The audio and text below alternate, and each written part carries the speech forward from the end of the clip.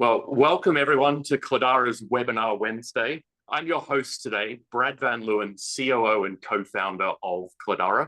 I'm really excited to be here today. If you're a founder or if you're a CFO, we've got tons of data. If you ever wanted to understand how you're growing or how you're spending compared to your competitors and your peers, you're absolutely in the right place. To help me out today, we've got someone that if you've ever been to a SaaS conference anywhere in the world, for sure you've seen speak. It's my real pleasure to welcome SaaS superstar Sara Archer from ChartMogul to the webinar today. Welcome aboard. Thank you. That's very kind of you to say so. So we're on the clock, and I know we've got tons of charts and data. So let's jump in. Why don't you tell us a little bit about yourself and about ChartMogul?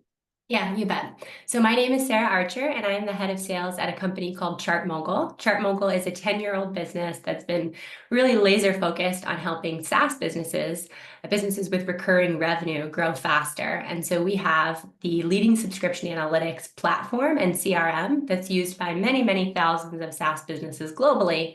And founders and CFOs and fractional CROs and revenue leaders of all types are logging into ChartMogul to track core metrics like monthly recurring revenue, customer lifetime value, retention, churn. And so I've had the honor of helping a lot of CEOs and leaders use that data to make strategic business decisions about how to grow and hit that next revenue milestone.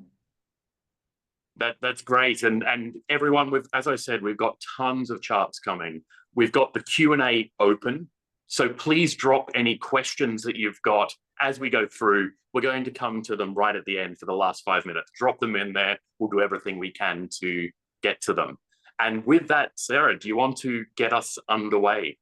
Yeah, sure thing. So by virtue of my role at ChartMogul, I have sort of the unique opportunity to look under the hood at lots of SaaS businesses and see, what their growth metrics look like or what their unit economics look like. And a couple of years ago, we actually took the decision to leverage that data to publish some benchmark reports. And I want to show you some short insights from that data. But first, let me orient you to the data set. We sit on about 2,500 aggregate anonymized SaaS metrics from businesses all over the world. And these businesses are sometimes bootstrapped, they've sometimes raised venture capital. And so we have a team, our insights team, they're a combination of marketing, analysis, and data science. And they query and organize that data to publish these reports, which hopefully help folks like you understand where you perform in terms of your SaaS metrics and how you compare to a cohort of your peers. And if it's of interest, you can actually layer your own SaaS metrics on top of that data set and sort of benchmark, are you in the top quartile or do you have more work to do when it comes to things like retention? And so in preparation for this webinar, what I have done is just pulled a few highlights from our most recent report that kind of reflect what we see in the data. How have things changed over the last few years, and what does it tell us about the way that these businesses' customers are making purchase decisions? And so let me share my screen with you, and I will run you through a few interesting things. Oh, wrong button, slideshow. All right, we're in business. So fancy cover slide, and let's jump right in. First insight might seem a little bit bleak, but I think that it really helps set context because building a business is hard. In fact, even after 10 years of going at it, only 13% of startups are ever able to hit the $10 million ARR milestone. And so if I orient you to what we're looking at here, on the bottom axis, you have company age in years, and on the y-axis, you have the percentage of businesses that are able to hit various ARR milestones. And so this bottom line here shows you that the playing field is really littered with businesses who aren't able to hit this big $10 million milestone. And so what that means is for leaders in positions of making strategic decisions around growth strategy or spend are really kind of fighting the clock to make sure that if you're going to go at it on this hard journey of building a business, how are you going to make sure you're able to reach your ambitions over time. Now, when we look at some temporal data, we see exactly what most of us have been experiencing or feeling if you work in a software business, which is that since the peak in 2021, growth has slowed in essentially all businesses across different ARR ranges. So on the left-hand side, you'll see that for companies that have less than $1 million in annual run rate, growth has really fallen off a cliff for the top performers from 2021 to what we see today. And similarly, with businesses that do somewhere between 1 and 30 million in ARR, growth is, quite a bit lower than what we saw years back when valuations were really high and exciting, and that can be a tough reality for starting to plan for 2025, because as we looked at this data in the last few quarters, we don't see a major change. However, we do see that the best-in-class businesses, which are evidenced as the top decile here, they really outstrip your competitors, or those folks that are even just performing in the top quartile. And so really what that means is the decisions that you make are going to put you hopefully in this top line versus the median performers. And so what kinds of conversations are you having internally with your team? What kinds of product or pricing decisions can you make to really impact your growth? And so when we talk about the growth, we might be asking, the growth slowdown rather, we might be asking ourselves why. And one major factor, which is hard for a sales leader to say, is that new business seems to be a huge factor. And so what you can see is new business ARR growth year over year for all SaaS companies. And again, that's about 2,500 SaaS businesses. And you can see that, from the peak, on this right-hand chart, top quartile businesses were, lavishing in really fantastic growth rates of more than 100%. And now, they're seeing, at best about 55–60%. And so it's, the new reality adage, if you will, but it's really helpful context setting to know that if you're seeing similar growth rates, you're not alone, and you can start to navigate the conversation internally and with stakeholders like investors, et cetera. So there's lots more where this comes from. You can just visit chartmogul.com. Most everything we publish in this data-backed content area is ungated. So it's very unlikely that one of my sales reps will call you, but hopefully this will give you context and be a good conversation starter internally. So over to you, Brad. Thank you. This is great data, by the way. I think one of the most interesting things for me that you just shared was the top decile of companies. So the best of the best that have already gotten to 1 million of ARR are still only growing at 60%. So they're already fallen off that triple, double track that supposedly gets you to an IPO. Yeah, I mean, that's the one piece of feedback that I get a lot when I present this data at SaaS conferences. Someone stood up at a London show and said, Sarah, how do I reconcile this with the data that our investors are showing us? And so, that's part of our mission in publishing this data and updating it on the first of every month, because a lot of times when we look at benchmark data in general, your performance is being compared to that of a slice of the market or a slice of funding from a year ago. And this data updates on the first of every month. And so you can see some impacts of geopolitical or other economic issues at large, which can, change from quarter to quarter, if not, more regularly. For sure. And I think the other really interesting thing there is that VCs like to say that multiples have come down, but actually when you look at that data, it's not necessarily that the multiples have come down, It's actually growth has come down and that's worth a lower multiple. For sure. So with that, Sarah's shared some information, and hopefully you can see my screen because for some reason now I can't. But looks good. Thank you. So Sarah shared some information about company level growth metrics. What I'm going to do is share some data from this 2025 software spend report that we've prepared in partnership with ChartMogul and other companies. If you're on your computer and you can scan that QR code and you haven't yet downloaded that, this is the way to get it. You'll get access to all the charts that I'm sharing and a ton more. One of the questions we often get from our customers and the market as a whole is like, hey, I'm a CFO. My top budget line item is my people. My second is stuff in the cloud. And how do I know how I compare? And I think here there's two ways of looking at this. And so one is, as a company compared to others my size, how much am I spending? And you can see that's kind of intuitive. Obviously, the bigger you are, the more that you spend on software.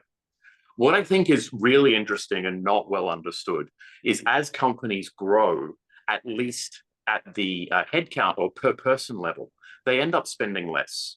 So if, for example, you're a 50-person company, you're going to be spending on average $2,500 per year per person you employ.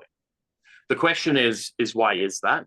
And I think that's got a lot to do with the way we see people use software inside businesses. So if you're a 20-person company, very likely people are wearing a lot of hats, right? You don't have enough people to run a full business. And so everyone tends to get access to everything.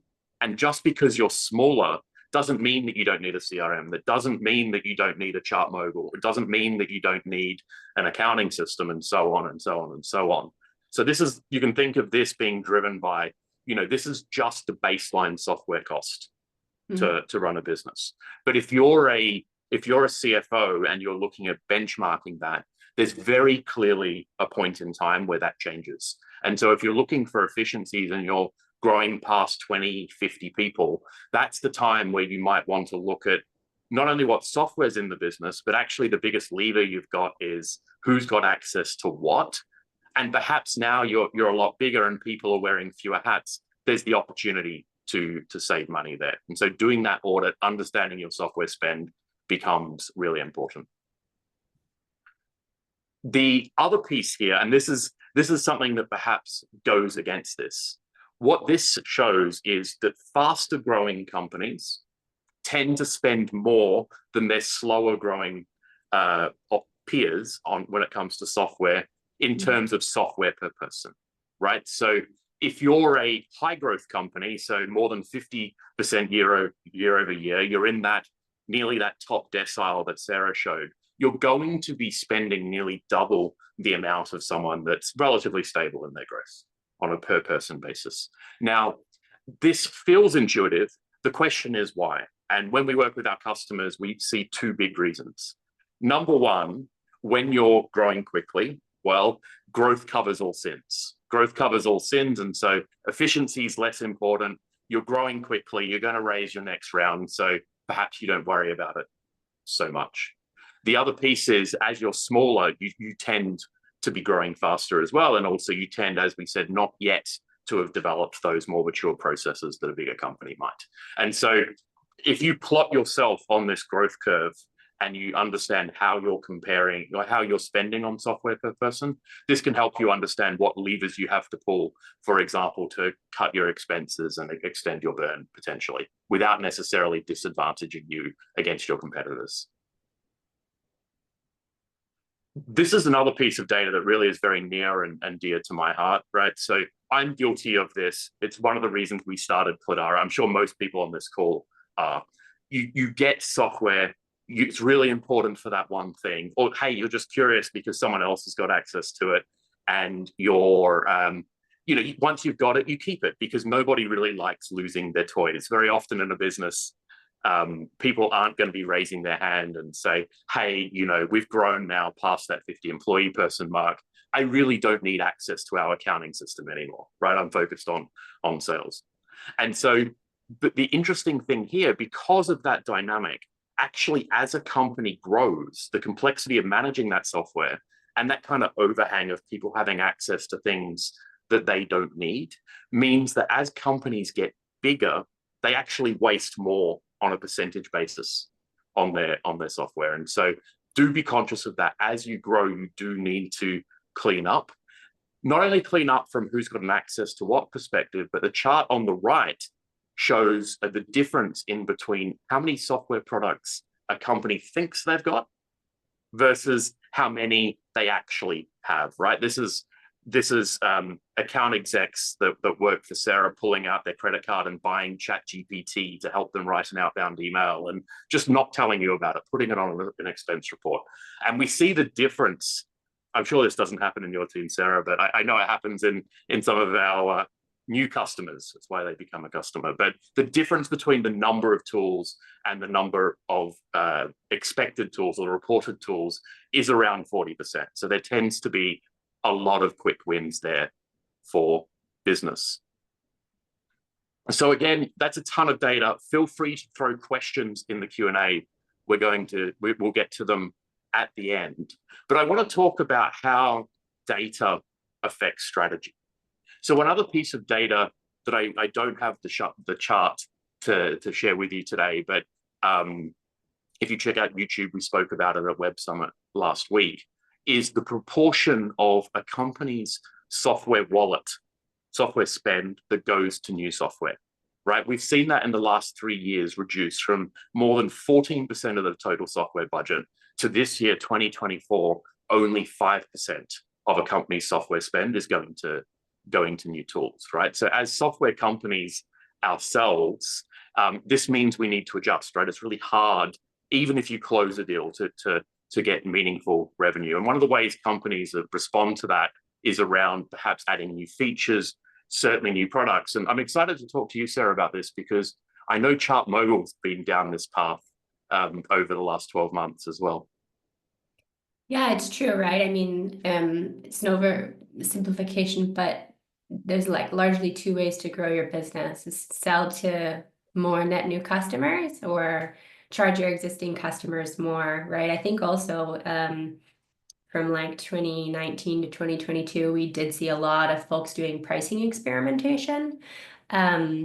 But yeah, we went down the route of building not just one, but actually in the last 2 years, 2 new products, ChartMogul CRM, and we've built an AI enrichment product, which is very nascent. We're in the process of productizing it, but yeah, we were excited, I think, to offer our customers something different that increased the value and stickiness of the ChartMogul platform.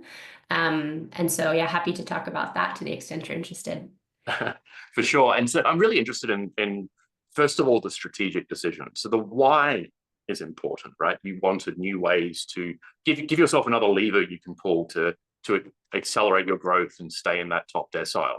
But the choice to add a new product is a significant one. It comes with cost, it comes with distraction potentially. You've got a whole bunch of new people to train. Talk me through a little bit how that choice was finally taken and the challenges that you learned about along the way. Sure. So building ChartMogul CRM was not our first foray into multi-product. In fact, we had probably misstepped in years past. I mentioned the business is 10 years older, and in 2018, we built a revenue recognition product because we sort of wanted it ourselves. We had some customers asking for help with revenue recognition, and we thought, yeah, it's like similar-ish, so I think we can build it. And so we did, and years later decommissioned it. It was never a great line of business for us, largely because you can't productize away revenue recognition or compliance, as I'm sure many of the folks on this call know. And so we were a little wary. The idea for ChartMogul CRM came from a customer at a trade show, actually, and he was showing us how he used ChartMogul, and longtime customer for many years. CEO opened up ChartMogul, and he was looking at a subscriber, and he was saying, "Oh, this is one of my customers." Clicked into HubSpot to send the customer an email, and we were like, "Oh, you're using our product like a CRM. We already know who your subscribers are, future subscribers by way of like folks on trial or your churn subscribers that you might want to re-engage. And so Nick, our CEO and head of product, said, well, what if we built a CRM? And I was like, I don't know, I think you're crazy.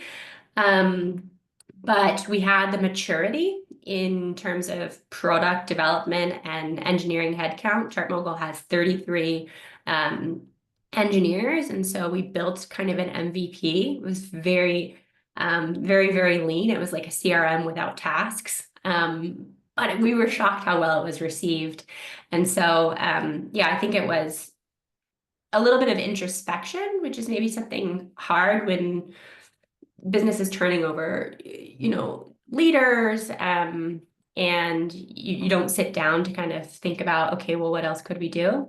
So a little bit of introspection, listening to customers, and then a desire to make ChartMogul something that you would revisit every day, as opposed to at the end of the month to look at, ARR against target. So that's some of the motivations. I'm going to take you off script here because I've just received a WhatsApp literally from one of our very first customers. And so going to take a question here, but what he's asking, he's a CFO, right? Yeah. So we're approaching that forecasting budgeting season for 2025, right? So you've got a 10-year-old product, which probably you can forecast pretty easily, right? And you've got one which is much younger. You don't have a ton of experience. How do you, as a sales leader, think about working with finance through this budgeting process on this new product today? Yeah, it's interesting. We have a 2-person finance and operations team, one of whom, like our CFO, is on paternity leave. So, and we have a pretty high velocity inbound business, and so we get somewhere on the order of like 2,200 inbound leads. I have just 3 salespeople. 2,200 leads a month. I have just 3 salespeople selling these 3 products and now a services line of business. And so it's really important for us to keep pricing and packaging as clear and easy to administer as possible. And so in my previous life, sales would kind of put together whatever proposal would get the deal done. Maybe that was a little bit of growth at any cost mentality, or sales just had a lot of political power in the organization. Now, some years into my career, I'm more of the mind that like the cleaner we can keep our billing practices, the easier it is to analyze our SaaS metrics and our own revenue data. And so, yeah, just, it's a little bit of a negotiation, and I do get my way sometimes. But a lot of it, the direction around these practices comes from our CFO in an effort to not break our subscription management system, which is surprisingly challenging to work with. I won't ask you which one, but I want to drill in a little bit more to that, right? So you've got 3 salespeople, a ton of leads, and those salespeople all have quotas, right? And a big part of how you budget for the next year is going to be your quota capacity, your quota attainment, and these things. How do you think about a new product affecting quotas and quota attainment? Yeah, it's interesting. So right now I have my team split by product. This is sort of the if you build a new product, sales will sell whatever is easiest. And so if you don't have dedicated focus for the new product, it has a really hard time getting off the ground. And subscription analytics, our bread and butter, is what's keeping the light on. So our comp plans are largely focused around that.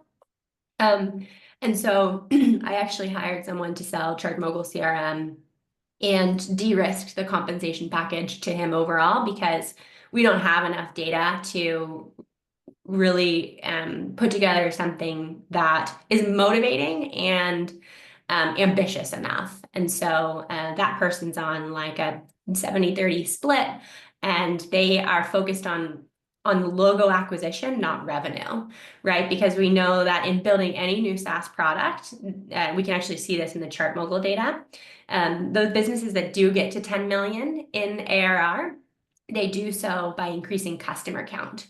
And so, yeah, I think that would be my advice generally, is if you're building a new product, or you're just getting started, with sales and sales compensation, don't overly adjust for revenue. You just don't know what you don't know, but just think about velocity and logos, because that seems to be true in the data. So we're coming to the point of the webinar where I said we would take questions. So please do feel free to click that Q&A button down the bottom of the screen, drop the questions in, and I'll get to them here. We've already got a couple of questions coming through. The first one, Sarah, so we've spoken about the relationship between a sales leader and a finance leader. From a sales leader's perspective, what do you want from your finance leader? Yeah, good question. I think definitiveness, like, I don't really want to work with a finance leader that hems and haws about a discount or a refund policy, because I want to make decisions and move on to the next thing. I want the team focused on new biz, and the more, easy for me to say, right? But the more wiggle room you give sales, the more creative they get. And sales is a performance sport. It's about showing up and doing all of the right things, closing the customer and moving on. And so, yeah, no ambiguity, but a really good dialogue, I guess, at the executive leadership level, right? Because, our responsibility is not to my reps or to my sales team, but it's rather to the business and our ARR targets and ambitions on the whole. And so, I guess some camaraderie around that big ambitious goal. And then, kind of being firm and not letting sales push you around, because we will try. As you should. Out of interest, how do you structure that dialogue between yourself and your finance leaders? Yeah, I think it's, and I'm lucky, I've worked with our CFO for a long while and would consider that person a friend. But I think it's framing, the conversation around empathy towards sales, right? And so I think what a lot of folks forget is that sales is oftentimes maybe marketing, but they're the only folks on a variable compensation plan. And so the decisions you make are affecting the take-home pay with, what's coming home in the pockets of those people who have to, provide for a family and plan for their future. And so, we have basically a balancing act between, okay, well, where do we want the business to be? And then how do we retain people and keep them happy? Because it takes a year to learn the job, and the average tenure for a sales rep is, 12, 18 months. My sales reps have been with us a little bit longer, and I think it's because we've been able to kind of balance this dialogue between, okay, the ambitions for the business, the reality of the benchmark data that we just looked at, which is new business being compressed everywhere. How do we take care of these people while at the same time having this culture of high performance? And so trying to make all those things meet in the middle, I suppose.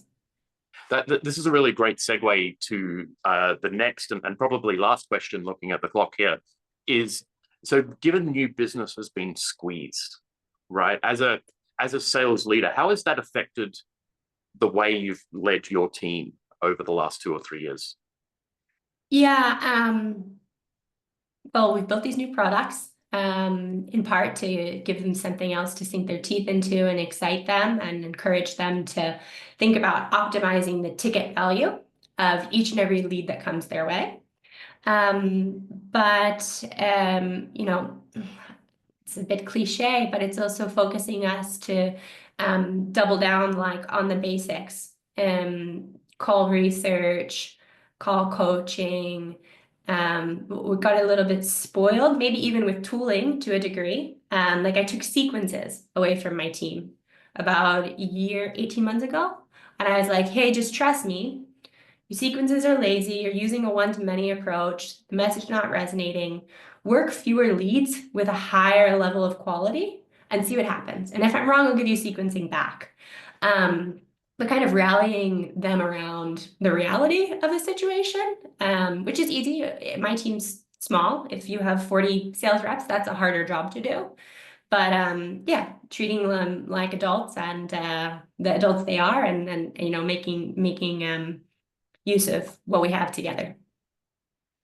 So finding that efficiency and refocusing them and managing your tooling in accordance with that strategy seems super, super sensible. Well, everyone, the clock's just ticked up to our half hour. Once again, thank you so much for joining us. We host these webinars at least every month, so please stay tuned to our newsletter. I'm sure we've got a ton more coming with ChartMogul as well. So thank you very much for joining. And Sarah, thank you for spending time with us today. I really enjoyed it, and I wish you all a pleasant rest of the day. Great. And one last question: where can they find you, and how can they follow you? Yeah, LinkedIn's good, or you can email me, Sara at chartmogul.com.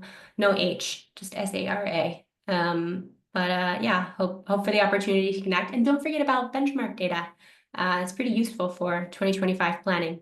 Can't promise you we won't call you, but we might. I don't know. We'll see. Great. Thank you, everyone. Have a fabulous day. Thanks. Take care. Bye now.